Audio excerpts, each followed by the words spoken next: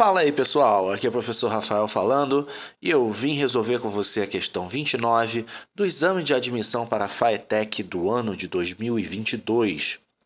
O enunciado é o seguinte: considere os pontos apresentados no plano cartesiano abaixo. A coordenada que determina o ponto B é... Muito bem, gente. O exercício aqui, a questão, se baseia em descobrir qual é a coordenada. O que é coordenada? É a localização dos pontos nesse plano cartesiano que a gente vê aqui embaixo, né? Que é esse gráfico aqui. Então, a coordenada é a localização e ela se dá através de duas informações: o valor do ponto no eixo X e o valor do ponto no eixo Y. Ok? Então, sabendo essas duas informações, eu consigo dar a informação da coordenada. Como ele me pergunta acerca do ponto B, então eu vou lá no ponto B, que está aqui, e vou ver quais são as coordenadas dele. Primeiro no X e depois no Y.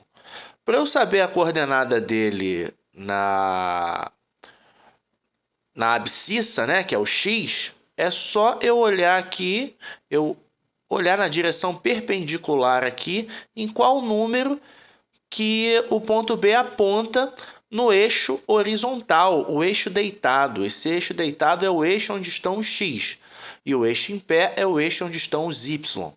Então, olhando nessa direção, eu vou saber a coordenada X. Apontou aqui para o ponto menos 2,5, né, que é aqui. Então, já sei a primeira coordenada, menos 2,5, que é o X. Agora eu vou atrás do Y, que agora é só olhar na outra direção, na direção do eixo vertical, o eixo em pé. Então, se eu olhar para essa direção aqui, eu vou ver que a coordenada Y do ponto B é, na verdade, o número 1. Então, eu já tenho aqui as minhas coordenadas do ponto B, menos 2,5 e 1. Porém, eu não tenho 2,5 aqui nas minhas opções. Será então que a resposta é a letra D? Será que todas as anteriores estão erradas? Vamos com calma para não sair marcando opção indevida. Todo número decimal ele pode ser convertido em fração, em frações parecidas com essas que estão aqui. Repare que aqui o denominador da fração é 10, eu consigo transformar número decimal em fração com denominador 10, consigo também transformar número decimal em fração com denominador 100. Tá? E esse número decimal aqui que a gente vê aqui, o menos 2,5. O menos 2,5 também pode ser transformado em uma fração, né? Uma fração decimal. É assim que funciona o processo de transformar frações, ou melhor, transformar números decimais em frações.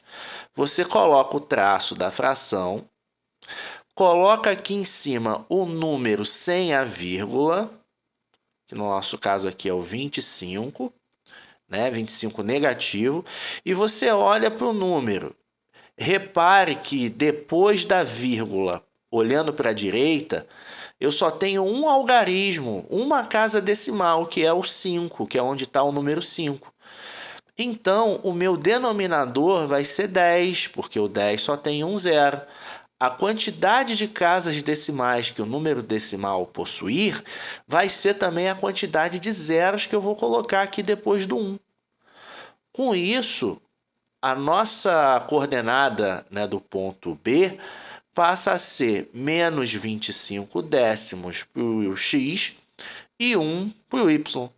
Ou seja, a nossa resposta aqui é a letra A. Ok? Conseguiu entender o que eu tentei explicar aqui para você? Permaneceu com dúvida? Se você ficou com dúvida, escreve para mim nos comentários. Quando eu for notificado, eu venho para interagir com você. Gostou desse vídeo? Então curta, compartilhe e se inscreva no nosso canal. Um abraço para você e bons estudos!